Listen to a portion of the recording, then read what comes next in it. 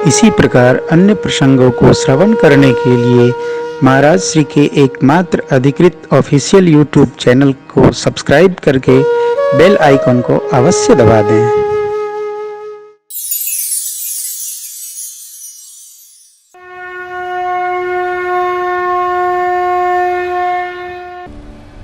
भगवान भी विह्वल हो गए। भरत भैया को पास बिठाकर भगवान ने उपदेश किया, अयोध्या के उत्पात की चर्चा की, गुरु कृपा का स्मरण किया और कहा, लाला हमारे आप पर, सब पर, अवध पर, वन पर गुरुदेव भगवान की कृपा का संहार है। जीव मात्र को योग्य है कि माता पिता स्वामी के निर्देश का, आज्ञा का सब प्रकार पालन करे।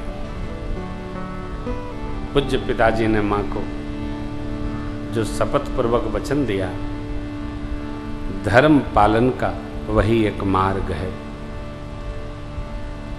रघुवंश की मर्यादा परंपरा को आप जानते हैं, उसी धर्म का पालन करके पूज्य पिताजी देवलोक प्रस्थान कर गए।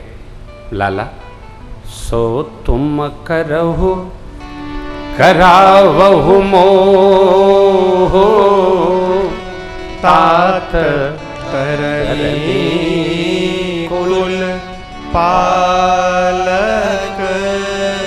हो। सूर्यवंश के कुल का पालन करिए। आज हमारे कुल पर एक संकट आया है। क्या? पूज्य पिताजी ने वचन दे दिया है, 14 वर्ष हमको बंद रहना है, 14 वर्ष आपको श्री अवध रहना है।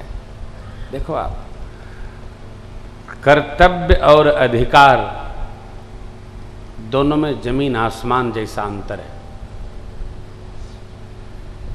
मांगने से अधिकार नहीं मिलता, छीनने से अधिकार दिख तो रहा है, परंतु वह अधिकतम 5-10 वर्ष रहेगा, 12वें वर्ष में उसका फल प्राप्त हो जाएगा।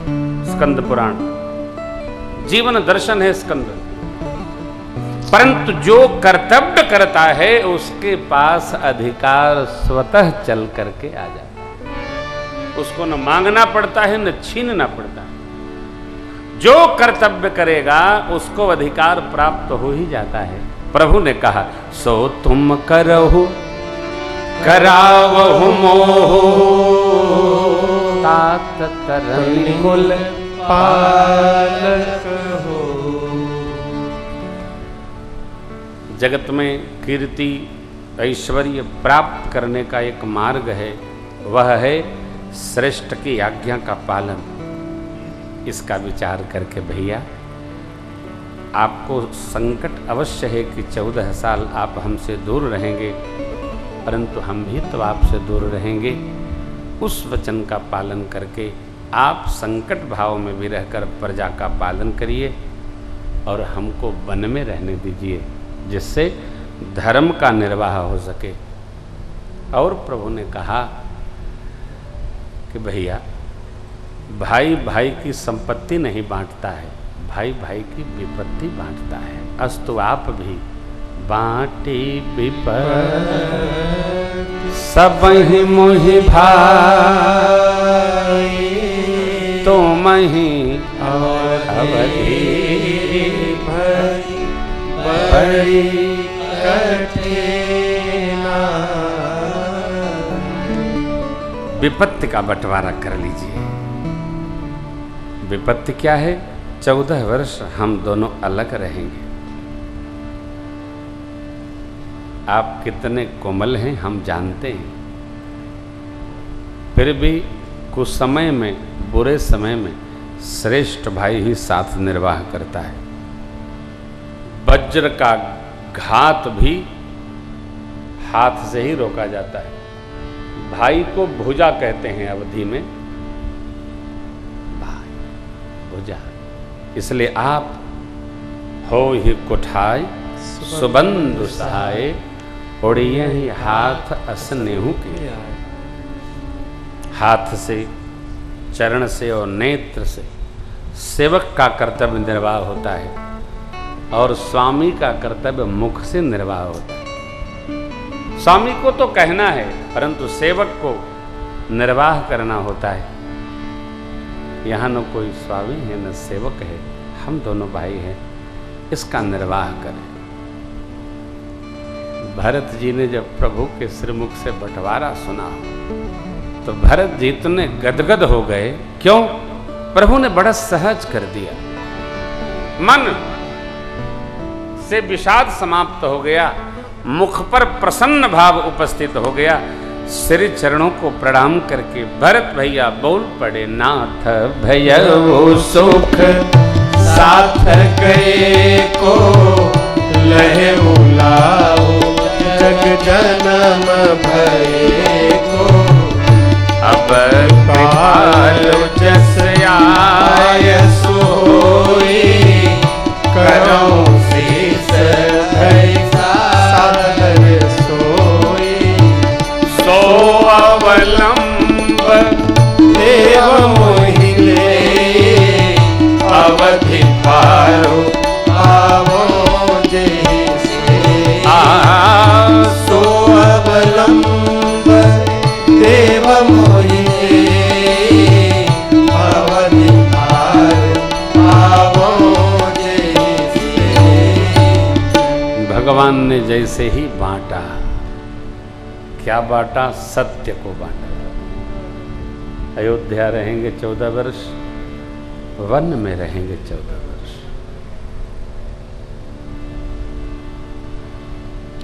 दूरियां भी प्रेम को बढ़ा देती है। दूरियां प्रेम को बढ़ा देती हैं। पास रहने पर बहुत खटर बटर होता है ना, तो बहुत थोड़ा दूर रहना चाहिए। साथ का अभाव स्वभाव को मधुर बना देता है। आप समझिएगा, भरत भैया प्रभु के भाव अनुगामी हैं। भगवान जब धराधाम पर आए तो अपने प्रेम भाव के अमृत स्वरूप भरत जी को साथ लेकर आए। कारण, हमारे मन को समझने वाले लोग सब जगह नहीं मिलते। आपके मन को समझने वाला एक भी व्यक्ति हो जाए तो आप भाग्यशाली हो जाएंगे। नहीं मिलते, ढूंढे नहीं मिलते हो। लेकिन प्रभु के मन के अनुसार रहने वाले भरत भैया, गुरुदेव ने कहा ना, प्रेम अमी मंदर विरह भरत पयोद गंभीर, मति प्रगटेव सुर साधुहित कृपा सिंधु रघुवीर। भरत भैया ने आज्ञा ली सरकार से, चित्रकूट दर्शन की अभिषेक सामग्री थी, इसके लिए क्या आज्ञा है? प्रभु ने अत्रि महाराज की आज्ञा सौंपी है, जो जैसा कहें। 5 दिन में भरत भैया चित्रकूट के दिव्य स्थलों का दर्शन किए। एक दिव्य कूप जहाँ वो अभिषेक की सामग्री पधरा दी गई, वर्तमान में उस कूप का नाम है भरत कूप। जाइए तो दर्शन अवश्य करिए, 2 अंजुलि जल भी पान करिएगा। बड़ा विशाल कूप है, दर्शन मात्र से अग भाग जाता है। 5वें दिन ब्रह्मवेला में सब लोगों ने मंदाकिनी जी में स्नान किया। आज विदा का उचित दिन है, ऐसा मन में विचार कर गुरुदेव के सानिध्य में सब समाज भगवान के दिव्य आश्रम पर गया। भगवान ने श्रेष्ठ जनों को प्रणाम किया, माताओं को वंदन किया और इतर जो लोगों को आशीष भाव समर्पण हुआ है।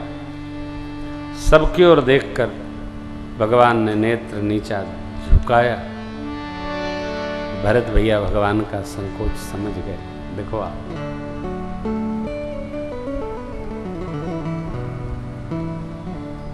भरत भैया ने कहा, प्रभु हम श्री अवध जाएं।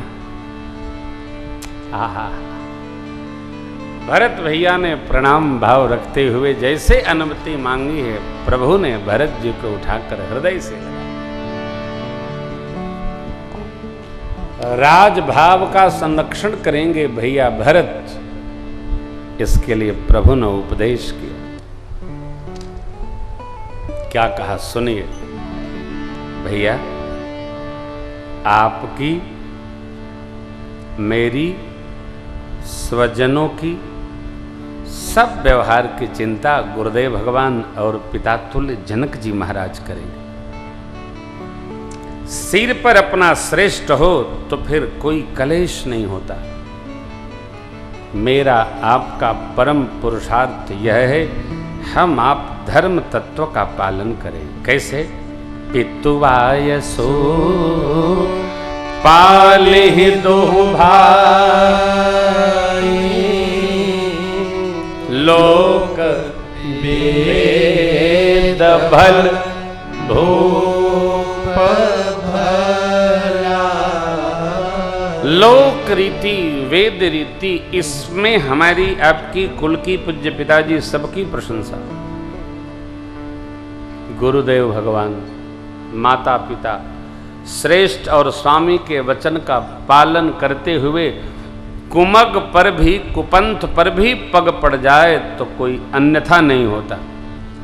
ऐसा विचार कर सोच का त्याग करते हुए 14 वर्ष अयोध्या जी की जाकर सेवा करिए। देश को स्वजन परिजन पूर्व माताएं सब गुरु कृपा से संभलेगा। आप तो गुरुदेव भगवान माताएं सचिव जिलों की आज्ञा मांग मांग कर व्यवहार करिएगा। और भैया, मुखिया मुख सोचा खान पान कहूँ, पालई पोषई सकल अंग तुलसी सहित। बाबा कहते हैं, प्रभु ने कहा मुखिया का स्वभाव मुख जैसा हो। अंग कोई कितना भी उत्पात करे लेकिन मुखिया उत्पात नहीं करता। मुखिया को अपना श्रेष्ठत्व संवरण करते रहना चाहिए। मुखिया पर कोई कलंक न बन जाए हो। मुखिया को मुख जैसा होना। मुख की अपेक्षा किसी अंग से नहीं होती है, ये करे वो करे नहीं करे, लेकिन वो सबका पोषण करता है। राजधर्म का सर्वस्व यह भाव है, जैसे मन का मनोरथ है, जब तक मनोरथ सिद्ध न हो तब तक प्रजा में उसका प्रसार न हो। यह राजधर्म है। जब लक्ष्य सामने हो, पूर्ण हो जाए, तभी पता चले।